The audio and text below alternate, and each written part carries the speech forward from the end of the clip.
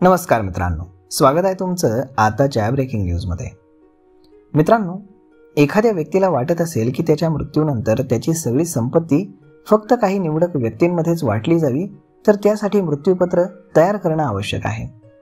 मृत्यूपत्राशिवाय एखादी व्यक्ती मरण पावली तर त्याच्या मालमत्तेचं विभाजन उत्तराधिकारी कायद्यानुसार केलं जातं आणि म्हणूनच कुटुंबामध्ये कोणत्याही प्रकारचा त्रास किंवा वाद टाळण्यासाठी मृत्यूपत्र नोंदणी करणं महत्त्वाचं आहे। परंतु प्रश्न असा उद्भवतो की नोंदणीकृत मृत्यूपत्राला न्यायालयामध्ये आव्हान देता येतं का? तर त्याआधी सगळ्यात सुरुवातीला हे जाणून घेणं गरजेचं आहे की संपत्तीचं विभाजन होतं तरी कसं। मित्रांनो, तुमच्याही मनामध्ये मृत्यूपत्राबाबत हाच गोंधळ सुरू असेल तर त्याचं उत्तर जाणून घेण्यापूर्वी प्रथम मालमत्तेचं विभाजन कसं केलं जातं ते जाणून घ्या।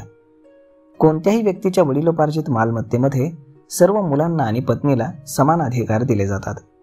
म्हणजेच एखाद्या कुटुंबातील व्यक्तीला 3 मुलं असतील आणि त्या मुलांना लग्नानंतर अधिक मुलं जन्माला आली तर त्याची वडिलोपार्जित मालमत्ता प्रथम त्या 3 मुलांमध्ये विभागली जाईल।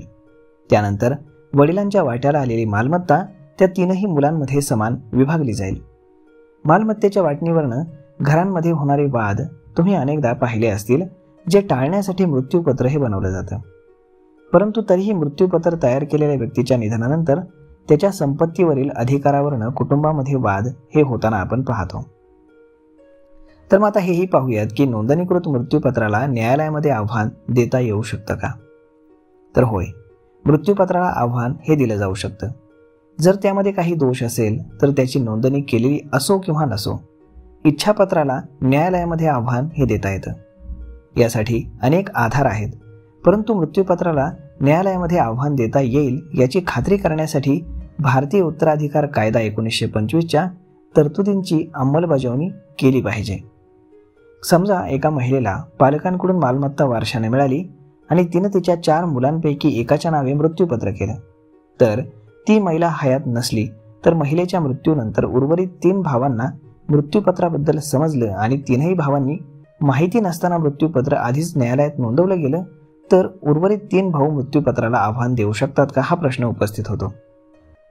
तर याचं उत्तर आहे होय।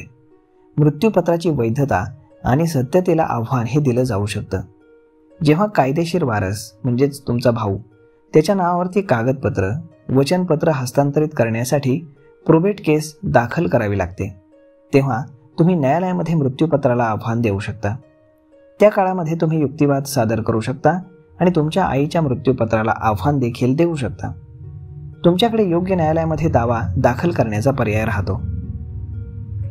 तुमच्या कुटुंबामध्ये 4 भाऊ असतील आणि त्यापैकी एकानं आईच्या मृत्यूनंतर तिच्या मृत्यूपत्राच्या बनावट स्वाक्षऱ्या केल्या, असं जर असेल तर तुम्ही त्या मृत्यूपत्राला न्यायालयामध्ये आव्हान देऊ शकता, परंतु यासाठी तुम्हाला अनुभवी वकिलाची मदत घ्यावी लागेल, कारण अशा प्रकरणामध्ये फक्त तोच तुम्हाला मदत करू शकतो। लक्षात घ्या की मृत्यूपत्राची नोंदणी केल्यामुळे रद्द करता येत नाही आणि नेहमी न्यायालयामध्ये आव्हान हे दिलं जाऊ शकतं। नोंदणीकृत मृत्यूपत्र मृत व्यक्तीचं शेवटचं मृत्यूपत्र असणं देखील आवश्यक नाही। एक नवीन नोंदणीकृत नसलेलं मृत्यूपत्र देखील हे बनवलं जाऊ शकतं, जे वैध मानलं जाईल। तर मग मित्रांनो, अशा पद्धतीनं मृत्यूपत्राला कोर्टामध्ये आव्हान देता येतं, परंतु कोणकोणत्या परिस्थितीमध्ये ते आव्हान दिलं जाऊ शकतं यासाठी तुम्हाला वकिलाची गरज लागेल।